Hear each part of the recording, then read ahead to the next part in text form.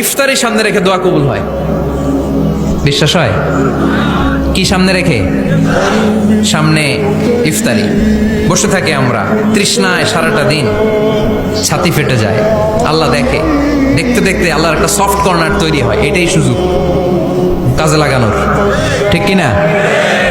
মুমিন ঝোপ বোঝে কোপ মারে, সময় মতো কাজ করে, ঠিক কিনা? আল্লাহ তখন ফেরেশতাদেরকে জিজ্ঞেস করে, এই ঘটনা কি? খায় না যে? খায় না কেন? আল্লাহ রোজা রাখছে। এগুলো কি? রোয়াবজা, পেঁয়াজ, আলুর চপ, বেগুনি, মুরগির রান খায় না।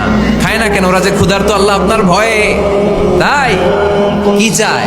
আল্লাহ আপনার কাছে ক্ষমা চায়, ক্ষমা চায়। আল্লাহ রহমতের দরিয়ায় জোশ খেলে যায়।